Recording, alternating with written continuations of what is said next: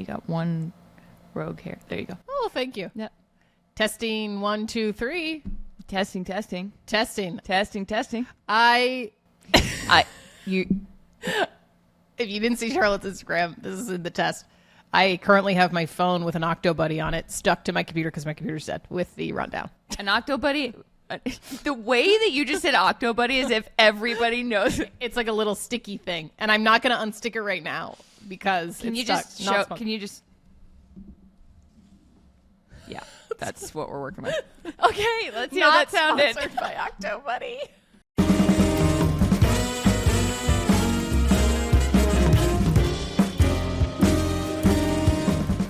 Hi, Charlotte. Hello, Madeline. We're back. We sure are. Back from Buffalo. We were in Buffalo over the weekend. If you didn't see our amazing content, please go follow at Sports Gossip Show on Instagram, at the Sports Gossip Show on TikTok. At Sports Gossip on Instagram. That's what I mean. We got that special What did handle. I say? You said Sports Gossip Show. That was our old handle. I swear to God, in my head, I said Sports Gossip, so this is off to a roaring start already. We got that special handle. I love it. It's so good. We had such a great time in Buffalo. Oh, we really had the best time. No, truly. That we cannot speak. We came away. We were driving to the airport. We were like, I love Buffalo. Love Buffalo. Big fans. Big fans. We will be doing a little deep dive on our adventures on Thursday's episode, so tune in for that. Yes, Thursday is really fun because we have ESPN's Emily Kaplan, an NHL reporter, to talk about hockey gossip, because we've gotten a lot of messages from people being like, why don't you talk about hockey? And we were like, well, because we need a little help. Yeah. So we got a little help. And then we are going to tell you the story of our trip to Buffalo. Yeah. Which we would have done this week, except there is this week. Today. Right now. We're just Tuesday. short-circuiting left and right. Yeah. All right. Yeah. So much to get into. Here's where we have to start. Oh, my God. Normally, we record this beautiful show at 10:30 on Tuesdays, and then it's up sooner. Today, we waited to record until after noon because LeBron James, star of the Lakers, great basketball player, you all know who he is, announced that he was going to do something called the second decision yesterday in an Instagram reel. Yeah. And I immediately called Charlotte and I said, you need to check LeBron James's Instagram right now when I saw the clip posted. Yeah. And of course, my first reaction was, oh my God, he's retiring. He's going to announce he's retiring. And he heard my advice last week because, of course, it would have only been planned last week. Yeah, I was like, look, if he's retiring, there is a good chance you called it. Of course, obviously. I'm like, I don't know necessarily that you provided the idea, but we love to think that way. We loved it. I had suggested last week on the show that LeBron replicate the decision when he left Cleveland to go play in Miami. It was like an ESPN live broadcast television iconic moment for when he announces he's retiring. So I was like, oh my God, he's actually doing it. And he's wearing a shirt that is a nod to what he wore in the decision. Yeah. It's like it looks like a gingham checkered kind of red and white shirt. The problem is, as we started thinking more about it, the man sitting opposite him who is playing the sports journalist role, nobody knew who he was. Yeah. So it's like, okay, that's an actor. Also, LeBron's son's birthday was yesterday. Bronny, who is also his teammate, which is funny. And so it would be that he was announcing an announcement about his retirement on his son's birthday. Yeah. Which probably wouldn't be right. And everybody thought this was going to be, if it wasn't an announcement, would be a Amazon ad because Prime Day starts today. Mm-hmm. But then we were talking about it later yesterday and you were like, but it doesn't say #ad. Yes, which is a requirement for any time you're posting content that you're being paid to share, even if it's a teaser. So I don't know if that was a mistake or it was intentional, but that certainly should have had #ad because, spoiler, it was an ad. For Hennessy. Yeah. For an alcohol. So, look. My main takeaway from this is that the internet sucks now. Yeah. Because, that was something, first of all, you're using up the second decision. Yes. On an ad? Yeah. Use that for retirement. Give us all what we want. I know. Why can't we have nice things? Why can't celebrities just, do something that's fun for their fans that doesn't result in them getting more millions or potentially billions of dollars? Yeah. it's like nobody has any money right now. No. Nobody has any money. No one has money. In this economy, LeBron, Yes. Save your second decision for your retirement announcement.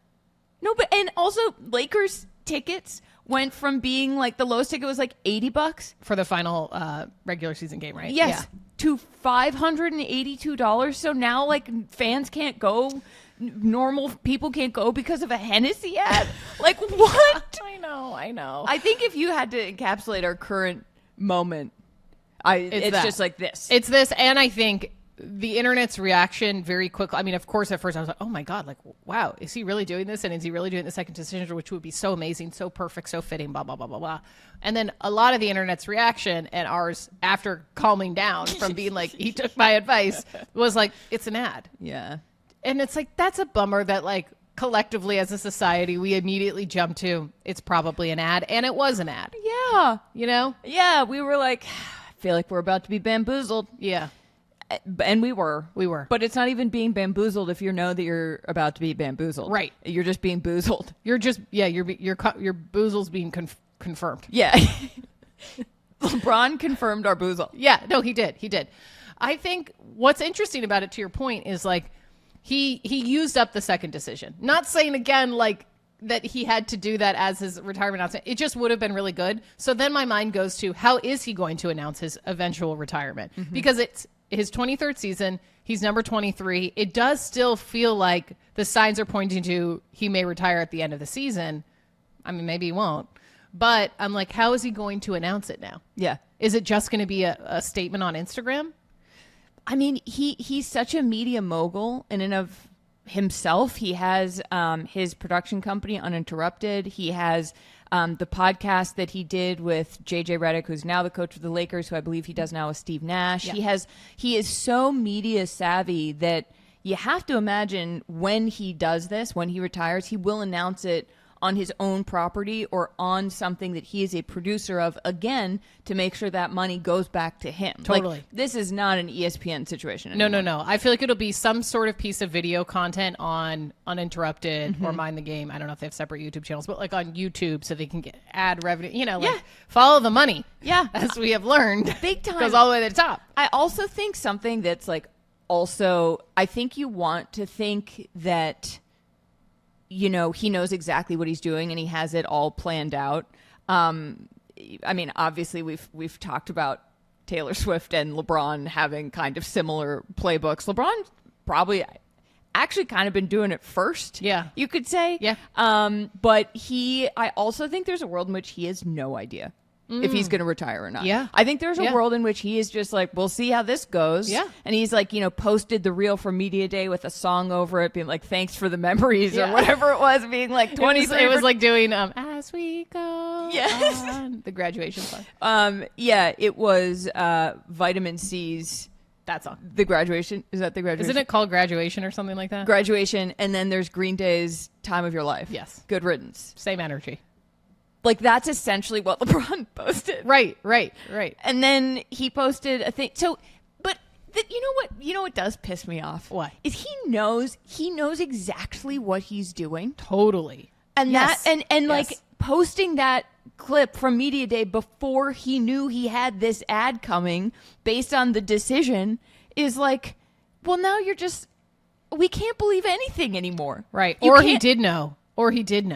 That he's going to retire? No. Oh, no. Or he did know that he was doing the ad. Well, that's what I mean. Oh. Yeah. Like manipulating people, priming them for it so that they right. would think. Oh, yes. With the song choice in the montage. Yeah, you're right. Here's a thought. What? Okay. What ad agency is responsible for this? Okay. What sicko who works on the Hennessy account was like, you know what, LeBron?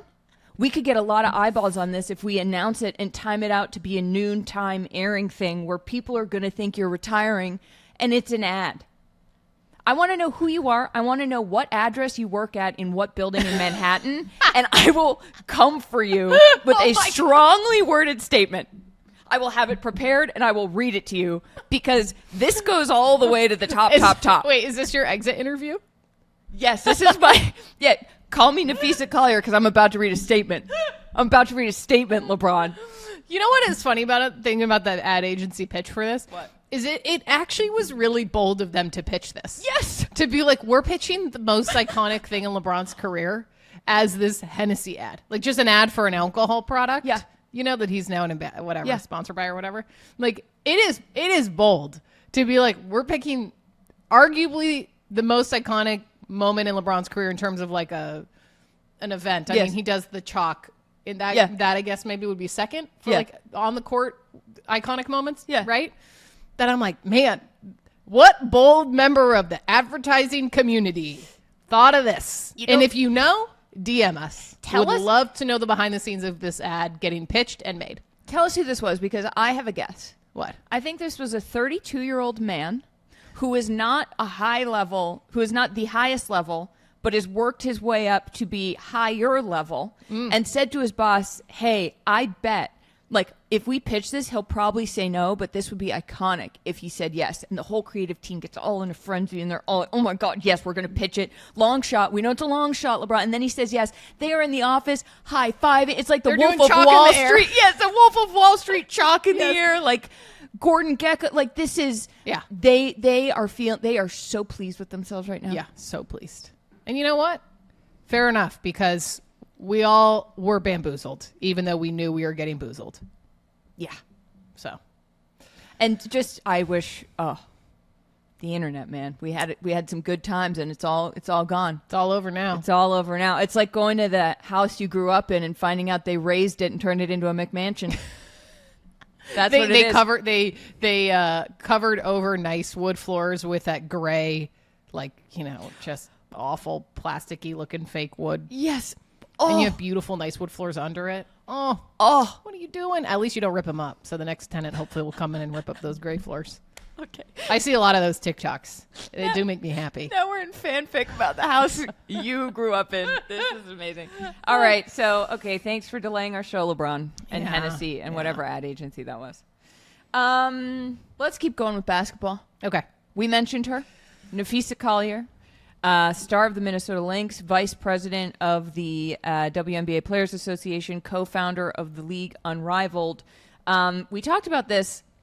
We've been talking about this for a while because this feud between the WNBA players and WNBA Commissioner Cathy Englebert has really kind of consumed what should be a celebratory moment for the finals of the WNBA. Yeah, like the WNBA season is still going on. Yeah. The pinnacle moment is happening right now, and this is definitely overshadowing the Las Vegas Aces are up 2-0 on the Phoenix Mercury, and instead Cathy Englebert is out here at a press conference saying that her kids had a tough week because Napheesa Collier called her out on comments she made about Caitlin Clark. All right, should we just run through this? Let's run through it. So there's a great article in ESPN by Ramona Shelburne and Kendra Andrews, amazing reporters. And they said, so if you're not familiar, there's a new collective bargaining agreement happening. The players are what's the word? Negotiating? Yes. Yeah. Yes. They're having conversations with the league. Yes. And Napheesa Collier, after the Lynx were eliminated from the playoffs, and she got hurt in a play where there was a no-call foul on Alyssa Thomas of the Phoenix Mercury. Turns out also her injury is she has a grade 2 torn ligaments and a torn muscle in her lower leg.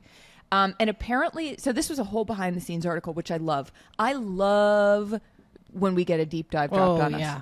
I love it because I'm like, wait, how did the statement happen?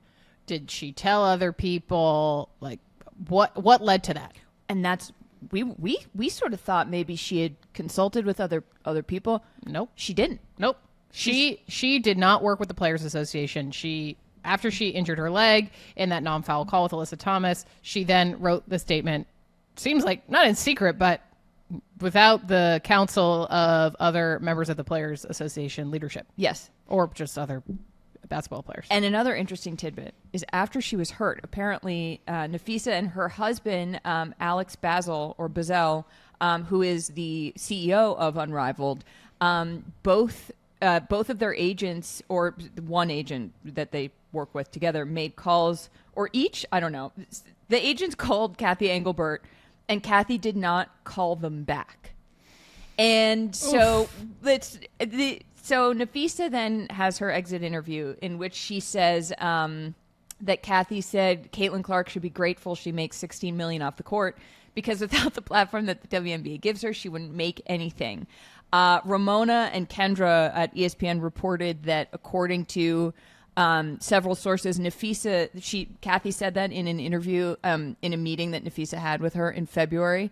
Right after that interview, Napheesa told a bunch of people that Cathy said that.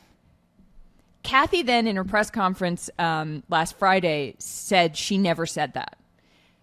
Which, listen, I mean, here's the thing. To Englebert's defense, like, yeah, of course she's going to say she didn't say that.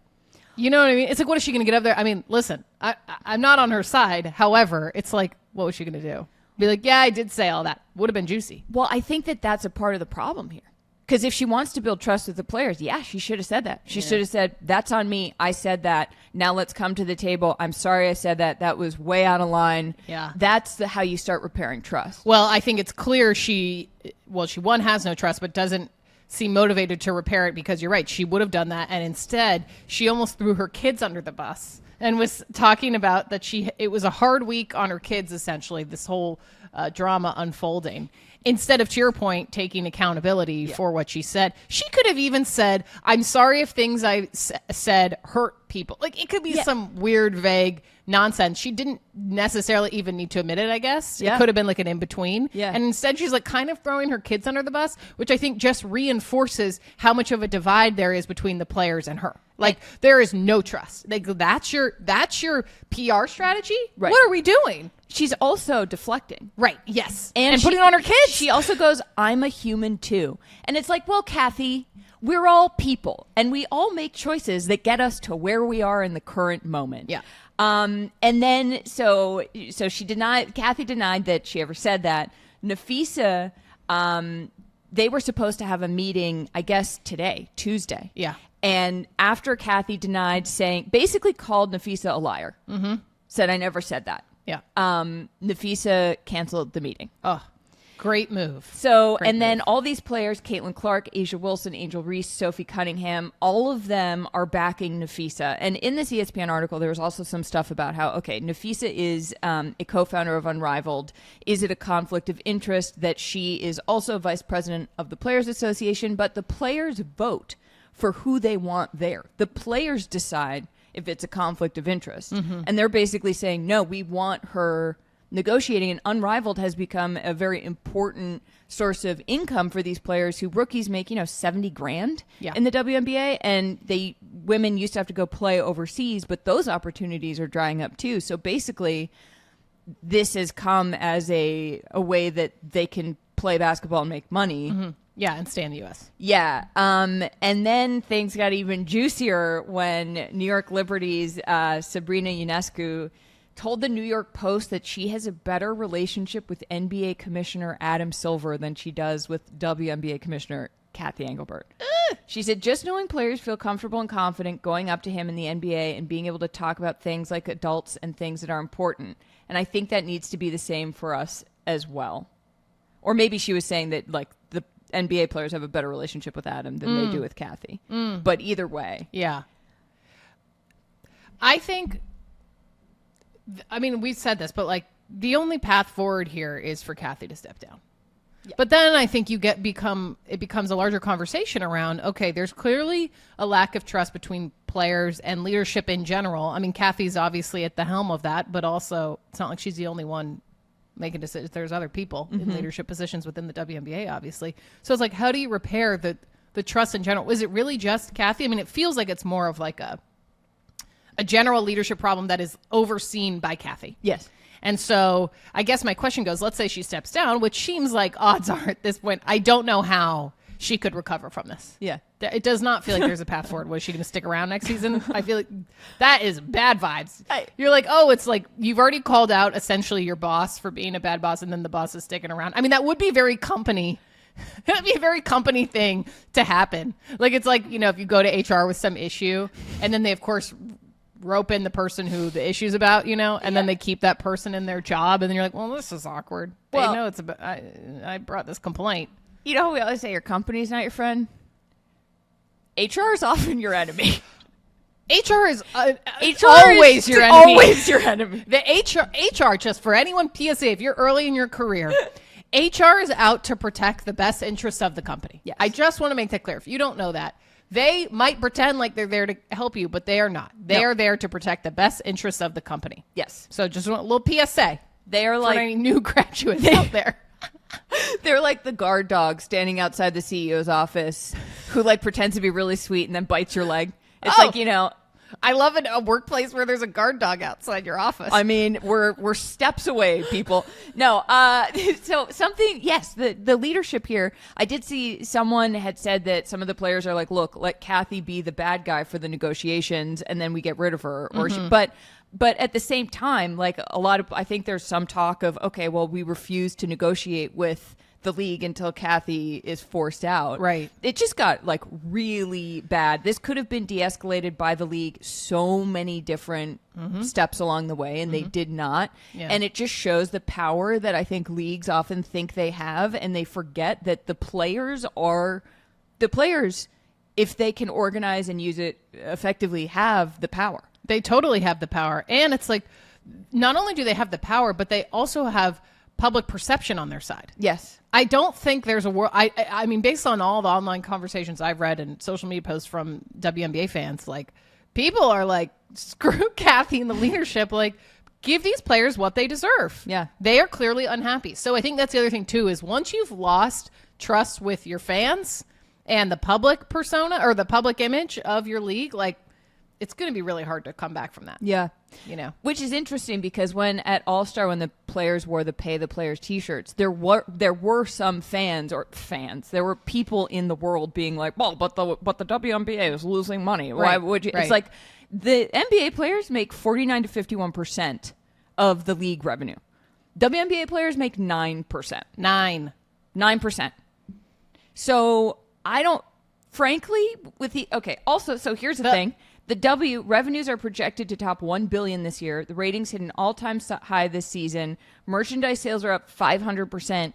And it seems like there's a world where Cathy Englebert is taking credit for this, where a lot of it is Caitlin Clark, Andrew Reach, Paige Beckers, these young stars coming in, interest around women's basketball and college basketball fusing and leading to this surge in interest. Well, I think the thing too, you mentioned the 9%. There was also reporting, I believe it was in this article, or maybe a different one. Yeah, it was. That was, talking about how the players have been demanding access to data around, because the league, I guess, keeps saying, oh, well, we're not doing as well as you think. So we don't really have as much money to throw around. And it's like, well, okay, then give us the data to back that up. And it appears that the league is not giving them access to that information. So that obviously is also leading to a lack of trust. Yeah. Why, if your company's like, oh, well, just believe us. Right. Huh? You're like, oh, okay. Okay, I'll just believe it. So, and then of course the WNBA is like, that is absolutely not true. And it's saying, well, then what? Show the numbers. Yeah.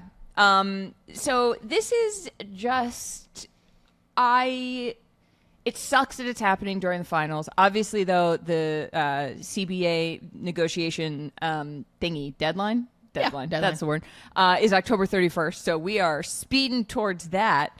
But this is why we talk about sports teams as if they're companies. Yeah. Because they are. Yeah. And these are these women, this is their job. And they are fighting to be paid. Like, that is $70,000 for a professional athlete. It's crazy. Is crazy. Crazy. And so I think, too, if the league isn't reading the room of like, okay, they do have this power, then this story is not over, folks. It is certainly not over. No. I think it's going to get more explosive before it calms down. Yeah, I think so. Wow.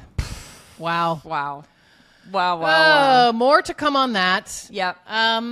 In other news, Buffalo Bills Mafia, my team, they lost to your team, the New England Patriots, and their quarterback, Drake Maye, he had an incredible game. He had an amazing game. You know, Madeline, some people are saying this was a real statement game for Drake Maye and announced the Patriots on a national primetime stage in which they haven't been in a while. It's a really good time to be a Patriots fan.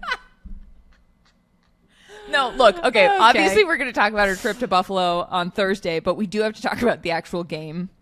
Also, the press box in Buffalo is a refrigerator. It was so cold. It's a refrigerator. It was freezing. Like, we talk about this, like a lot of times office spaces are set to temperature that work for men more than women because they're in suits more often, or well, not really, but you know what I mean. It's set for that. And this was set for that times 1,000. I don't know if the Bills are preparing the media reporters for winter games. And they're like, we just want your body to be accustomed to this temperature because it's going to be this minus another 50 degrees. Yeah. But that room I think it was set to like 58. Same. Truly. Like, I don't even think it was at 60. It's either set to 58 or that HVAC system in the old stadium is really busted. Charlotte and I were sitting in there with like, I got a hot, I have to pull up your spot for what you did. I got a cup of hot tea, literally basically just to warm my innards. I just need to warm up my innards. Charlotte goes, great idea, I'm going to get that. She comes back with her hot tea. She had poured the cup, it's like one of those small cups. She had filled it about halfway with the hot water and put the tea back. I go, oh, was it like out of water? And you go, no, I'm going to cool it down. She pours, before I could say anything, she's pouring in just regular water to cool down. And I go, why would you cool down? The point is to keep you warm. Like, you want it to be more hot now so it stays warm for longer while we're sitting here. What are you doing? Okay, I don't like very hot things. They hurt my mouth. Yeah, it's more for like a hand warmer, essentially. Again, to warm your innards. Which I forgot when I was getting the tea, and I thought I want to be able to drink this, and then I cooled it down too much, and I drank it too fast, and my tea was gone. And your tea was gone. And my tea was gone. Spill the tea. I drank it. I drank the tea. She drank the tea. The M&Ms felt like they were in the refrigerator. Oh, yeah, we had M&Ms. They were like cold. I was like... Also, there were a lot of men in suits in there. Yes. Yes. But still, here's what I'll say. I hope they were comfortable. Yes, but here's what I'll say. There was a guy near us who, at one point, he put his jacket back on because I think he was also cold. So that temperature was not even set for suit temperature. That was set for winter soldier weather. I mean, I was like... What are we all, soldiers in the Bills Mafia media room right now? World War I. Truly, cold. like, I was like, they even seem cold. Yeah. Like, you can set it at 68 comfortably, and people in suits can either keep their jacket on, take it off, and people like me in a t-shirt can just sit there and be a little chilly, but not freezing. Not freezing cold. I was like, oh, it looks like the Bills' winning streak. Yeah, Madeline's like, they're going to do the 30-game winning streak at home. Anyway, so yes, Drake Maye had an incredible game. He looked really good. He looked really good. I am obsessed with Drake Maye. I love Drake Maye. As a Patriots fan, I haven't been this happy in years. And everybody listening to this is going to be like, you poor thing. You had 5 years in the desert after 20 years of Super Bowls. And you know what? Yeah, it was hard. It was a terrible adjustment period. And now the Pats are back, baby. Well, here's what I said to you. I said, if Drake Maye hadn't had a good game, would you feel, because you were like, oh, the Pats are back, unbelievable, they could go, I love Drake Maye, go far, blah blah blah. If he had a bad game, what did you say back to me? Well, you said, would you love Drake Maye if he'd had a bad game? I said no. Fair weather fan over here. No, not a fair weather fan. I support Drake Maye and I support the Patriots, and I see that uniform and I turn into a freaking sicko watching football. Yes, but I love him now. Yeah, I love him on the football field because he was very good. He was very good. He was very good. Also, a little juicy tidbit. What? Stefon Diggs, wide receiver for the Patriots, who is with the rapper Cardi B. Who was at the game, allegedly. I did not see her, but our listeners told us that. I don't know, though. I haven't seen anything online about it. I don't know. Maybe she snuck in. Yeah, who knows? Anyway, they're having a baby together. Stefon Diggs played a lot of his career in Buffalo. He and Josh Allen, there was some drama. They had a falling out, it seemed, in a playoff game in 2023. They could not connect. They didn't talk to each other. Really bad. Mm-hmm. Stefon Diggs came back. I'm gonna read a couple stats here. Read them, folks. I'm gonna read do the numbers. Stefon Diggs. Also, we were in the tunnel when the players were walking in. Very cool. Josh Allen gave us a thumbs up. Oh, was it directed at us? I don't know. It wasn't. I also said to Charlotte after the game, I said, do you think Josh Allen saw us in there and remembered us talking about their compressed flowers at their wedding? Again, very beautiful wedding, and the venue. To Haley Steinfeld. Yeah, and the venue just like didn't fit the they should have gotten married at a different venue in Santa Barbara. And I was like, do you think that distracted him? And he's in the game being like, God, those girls look so familiar. How do I know them? They look familiar. I've never seen them before because there weren't that many people down there. And he's like, oh, is that those are those the girls that Haley told me about? Like they made a TikTok about our wedding flowers. Something about how our flowers are all shoved in there. And that kind of distracted him and threw him off his game. And that's why they had 3 turnovers. Yeah. The Bills played badly because Josh Allen saw us in the tunnel and was like, are those the girls who are talking about our wedding on their podcast? Obviously, that could be the only reason That's why. the only reason. That's it. Not their defense. No, nothing. No. Just Josh Allen seeing us in the tunnel. Okay, read your stats. Oh, well, no, that's it. Oh, wait, no, You I didn't didn't read your them. stats. Sorry. You didn't I said let's do the numbers, like Kai Rizdal on okay. Marketplace. If you know. Oh, You know what I'm talking about? yes. Let's do the numbers. Stefon Diggs had 10 catches from Drake Maye for 146 yards. This is the second game in a row that Stefon Diggs had surpassed 100 yards after posting 6 catches for 101 yards in the team's Week 4 win over Carolina. I am amped. I am jazzed. I'm so excited about this Patriots team. And also after the game, Stefon Diggs and Josh Allen hugged each other and said, I love you. I love you too. Is that growth? Is that male friendship overcoming obstacles? I think so. Perhaps. Methinks. You know what else is male friendship? I said the cure for male loneliness. Everybody's talking about male loneliness. Yeah. Being like guys don't have enough friends. Yeah. It's not like a remake of I Love You, Man. Yeah. It is go to a Bills game and sit in traffic with your buddies in a car for 2 hours. Oh my God. We'll talk about that too. We'll But the way that we saw men tailgating at 1 a.m. waiting for traffic to go away, we were like, oh, well, this is where male friendship is. Yeah, right here It's in this parking lot. The Highmark Stadium parking lot. Yeah.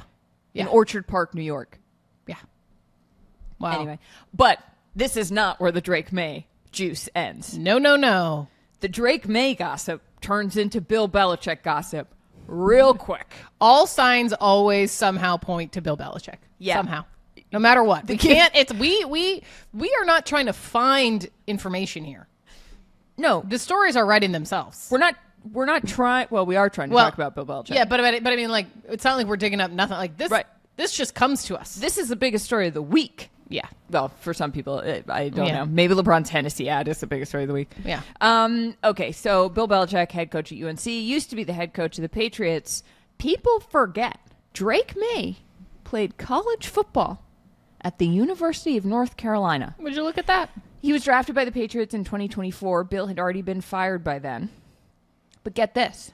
Drake Maye's father, Mark Maye, was also a quarterback at North Carolina. Drake's older brother, Luke, was a hero of UNC basketball. Oh, well. And a report came out from CBS Sports' Ross Martin that there was reportedly a directive from the staff, parentheses, Bill Belichick, to not tweet or retweet anything Patriots related. That's clearly why UNC football has not posted anything from Drake Maye's electric primetime win over the Buffalo Bills. And mind you, this also comes after news came out a few weeks ago that Bill Belichick had banned Patriots scouts to come watch UNC players. And that Bill Belichick confirmed. Yes. He was like, yeah, they're not allowed. He said, I'm not welcome at their facilities. So they're not. And then Patriots coach Mike Vrabel was like, he is definitely welcome at our facilities. Yeah. So about 12 hours after, also, mind you, UNC puts out highlights of their former players in the NFL. And I would say this performance, like, great PR for your football program. Yes. Great PR. Yes. Again, another example of UNC football that is overseen by Bill Belichick making a poor choice PR-wise. That hurts his own players and alumni of the program. Yes. And the school. That's a great shout out for the school. Like, what? You kidding me? You're a quarterback from UNC, which is historically not a great football school, just lit up the undefeated Buffalo Bills and snapped their 30-win home streak home streak. Their home streak at home. And you don't want to brag about that because your 73-year-old coach is bitter that the team that guy now plays for fired him. Okay, so 12 hours after this report comes out from Ross Martin, UNC did tweet about Drake Maye. They tweeted at Drake Maye 2, pulling off some magic. Where have we seen this before with the thinking emoji? Which also just reinforces that clearly there was a directive to not post anything. And then they're like, okay, this is actually bad. We should post something about this. Yeah, which is also very Bill Belichick, which is okay. Or not Bill Belichick, it's the people around him where occasionally they will push back and be like, buddy, the public response to this is so bad. Right. That we are going to do this. Right. I would only assume. Yeah. And mind you, this happened the day after UNC lost to Clemson 38-10, which, by the way, how many points were they down in the first quarter?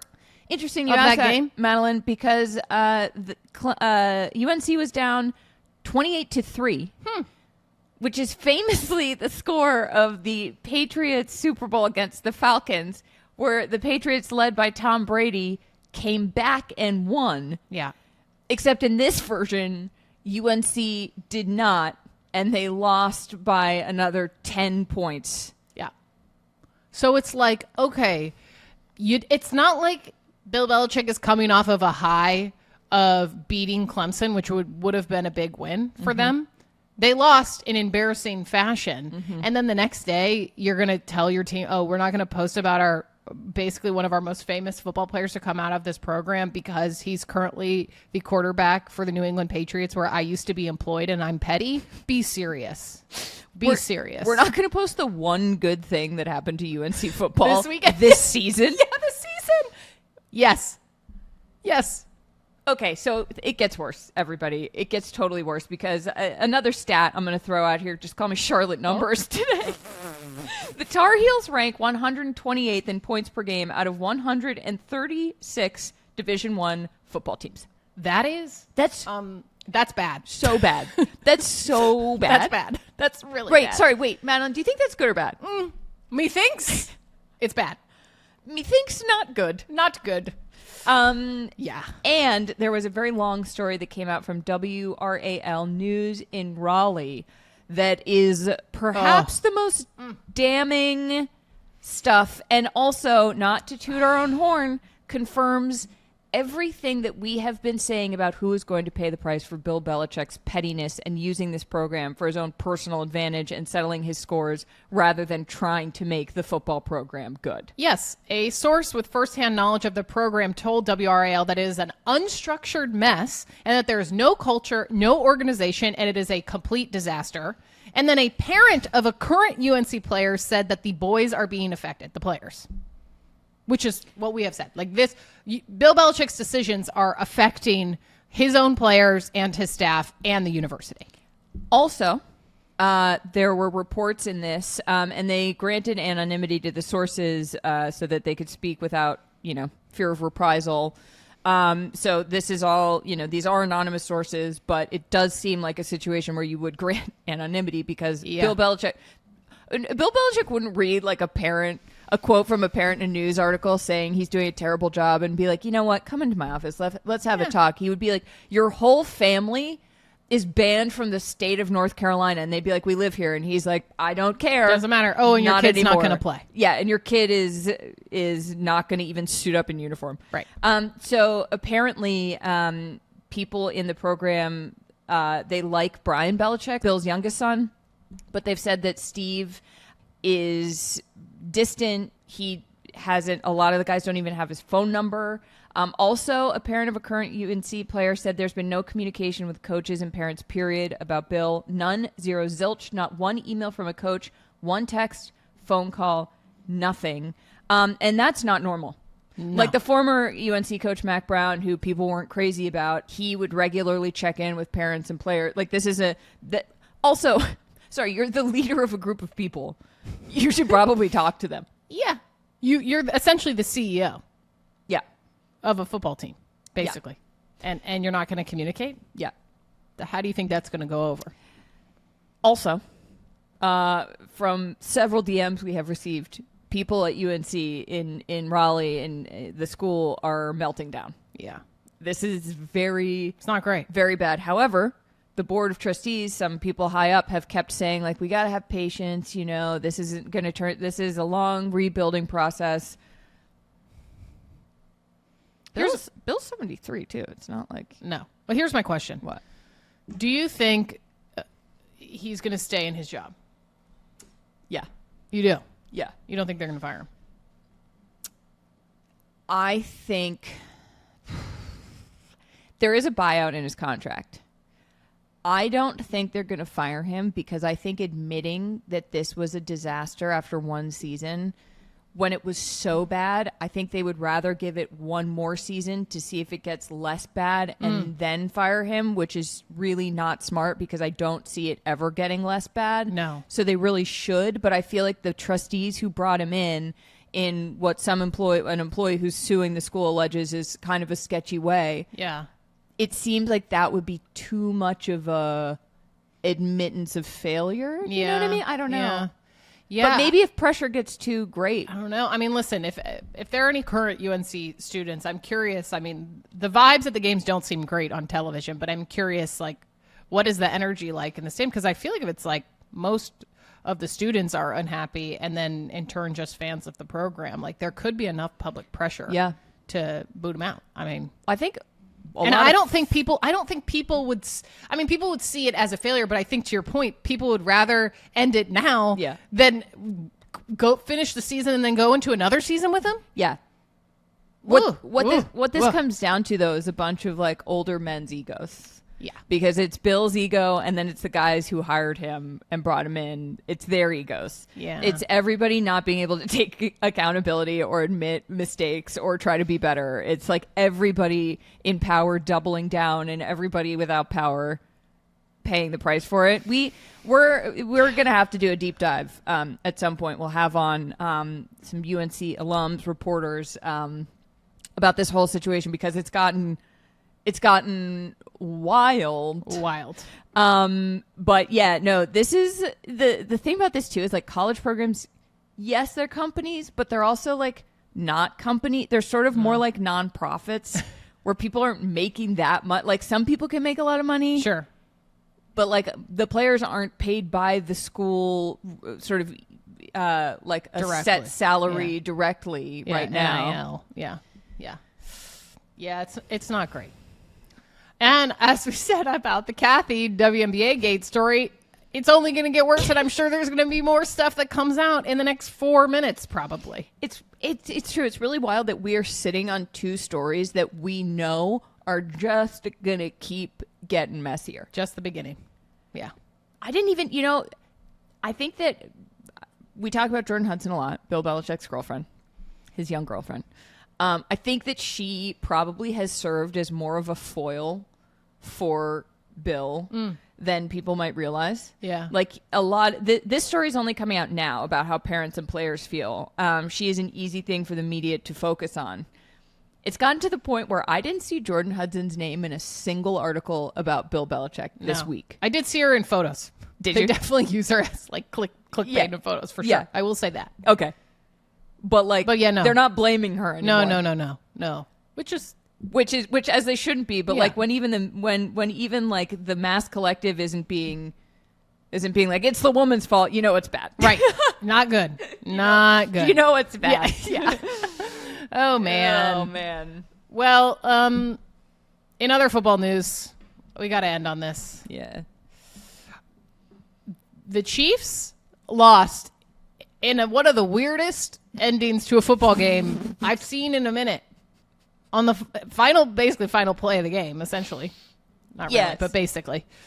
Trevor Lawrence, the quarterback for the Jacksonville Jaguars, they're down by 4. Mm-hmm. I think he caught the ball on the snap, but then fell down. He like tripped and one of his O-line stepped on his foot. Yeah, stepped on his foot. And he somehow was able to get up in enough time to then score a touchdown. And they won. It was wild because a lot of things had to go right for Trevor Lawrence. And Troy Aikman, the ESPN commentator and great Cowboys quarterback, he was like, so the Chiefs were ahead by 4, right? Yeah. With a minute and 45 left on the clock. So what that means is that the Jaguars had to score a touchdown because the field goals only were 3 points. Minute 45, Troy Aikman's like, this is a big moment for Trevor Lawrence, who's struggled. He's had to clean up his game. Like, he's had some messy plays, but also the Jaguars have been winning, and they have this rookie coach, Liam Cohen, who's been amazing. And so it's sort of Troy Aikman with a minute 45 left is like, this is a chance for Trevor to really prove himself. Right. He has some phenomenal throws. Yeah. He then makes a big mistake where the play clock runs out of time, and so he has the whole team has to like go back 10 yards, 5 yards. And then he makes another great throw. And then he's on like the 5 yard line. 10, somewhere in there, yeah. As you said, he falls down, gets up, falls down again. I forgot about the second fall. It looked like the Three Stooges. Yeah. And then he scores a touchdown. Crazy.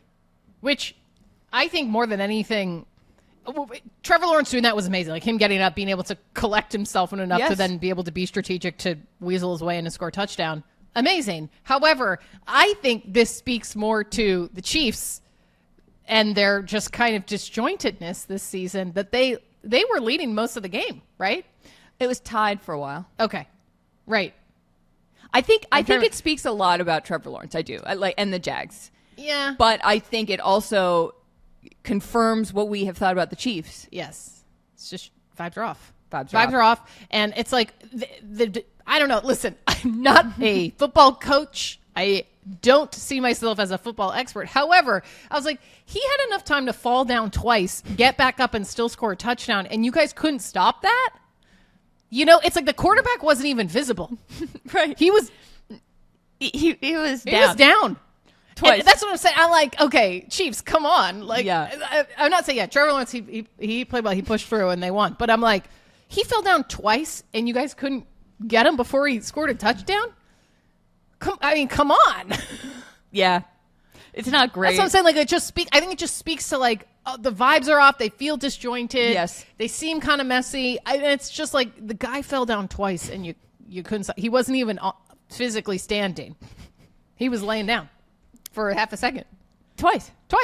Yeah. I guess great job by the Jaguars O-line also to keep that guy protected for a while. Very true. The Chiefs almost got him, and he sort of wriggled out of it with his feet. It was very fun. Yeah. It was a very fun play. It was just so it was like silly. It was silly. It was goofy. It was goofy football. It was goofy. We love goofy football. Yeah.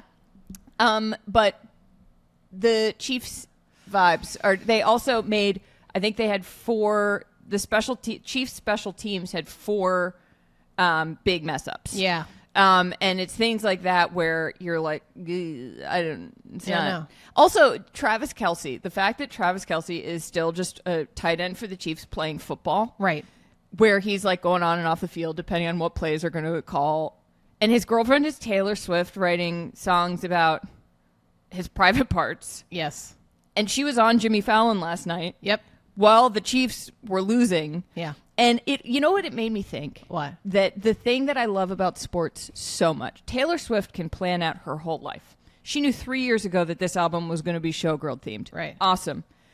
Sports, you cannot mastermind anything unless you just play really, every single person on your team does their job together perfectly all the time, which is likely not going to happen. And so it's sort of funny to me that here's Taylor Swift, who's like the most calculated person of all time. Buttoned up. And her boyfriend is just like losing football games because that's sometimes what happens. Yeah, it is sometimes what happens. You're so right. And I can't help but wonder, not whether, I know the Chiefs have said like how much they love Taylor and all of this, but it is sort of strange in a sport like football that is so team oriented, where it's sort of you're replacing cogs in a machine, to have one guy suddenly be so famous who's still playing. Yeah. And I'm not saying that in any sense of judgment. I think it's great Travis is still playing, but it has to be kind of a strange dynamic unless people are able to completely block all of that out. Yeah, it kind of reminds me of if there was a kid at your school who became like mildly famous. Like I went to school with a girl who ended up becoming an actress, and she was on some TV shows. Yeah. And like she's just still in class with you. Yeah. You know? It's like she's still doing her job, which is school. He's still doing his job, which is football. But then he's also like unbelievably famous. Not that it's not exactly a 1-for-1 analogy, because it's not like everyone else at our school was also mildly famous and they were more famous, but like it's kind of like that, you know? That's what's going on with the Chiefs. No, that's so Travis went away for a summer. He got into like a Disney, Star Kids camp thing, and then got booked on a Disney Channel show. Mickey Mouse Club. But he still has to go to school because his parents are like, you must finish school. You know what it also reminds me of? That's really good. It reminds me of if you're at a wedding and there's a famous person at the wedding and they're like a bridesmaid and everybody at the wedding is trying to be cool and pretend like this person isn't famous, and like it's again not the same thing because those people are famous too, and the players on the Chiefs are also famous. But yes, there is something that watching it and then watching Jason Kelsey, the former center for the Eagles, Travis's brother, who's also an ESPN commentator, talking about, or analyst, sorry, interviewing Travis and Patrick Mahomes. And also, they looked like they were selling like soap in the 1930s. They all were in very unique, it was like costumes or something. They were not going to the same event. No, they all dressed for the wrong event. Patrick Mahomes was wearing a vest. Sort of like an Easter outfit. Yeah. Travis was wearing a short sleeve button down. A little hat. A little newsboy cap. Yeah. Jason, I think, was just in a polo. Yeah. And Andy Reid, the head coach of the Chiefs, was in a suit. Yeah. Wrong events, guys. Right. It's like one of you is going to a wedding.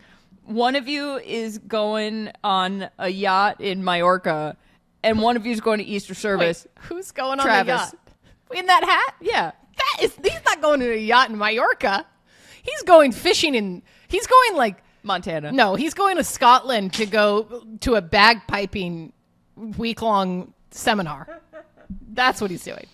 Look, I feel in the like Highlands. I feel like the Kelseys are the kind of guys who would appreciate being lightly roasted for their outfit. 100%. Don't you think? Yeah. Hey, you know what? I love the personality. It's right. Love the personality. But yeah, so it's a very strange. I've never before in sports experienced something where a current player is so famous for something else. His brother is also famous for something else. They are talking to each other about football while all this other stuff is going on, and they're also talking about other stuff on their own podcast. And then that guy is also playing football, and then his girlfriend's on Jimmy Fallon, talking about the song she wrote about his private parts. Right. It's a lot happening. This is a wild turn of events. Yes. Wild turn of events. Wow. Well, folks, that's our show this week. Thank you so much for that. You just went thank. Thank you so much, as always, for rating, reviewing, liking, subscribing, watching. As always, you can follow us on Instagram at Sports Gossip and on TikTok at Sports Gossip Show. Am I missing anything? Oh, I don't know. I just went somewhere else in my head while you were saying I don't think all I'm that. missing anything. I trust you. I think so appreciate I really, What? I just completely just was staring off, and then all of a sudden I was like, oh, well, hello. yeah. I think that's all I had to say. We do also have to thank Christina, one of our lovely Sports Gossip Show listeners who invited us to her tailgate. You will hear all about that on Thursday. Yep. But if you're a Sports Gossip Show listener and we announce that we're popping up in your city, send us a note. Send us a note. We may show up. We very well might. Who knows? All right. All right. That's it. Okay. Bye.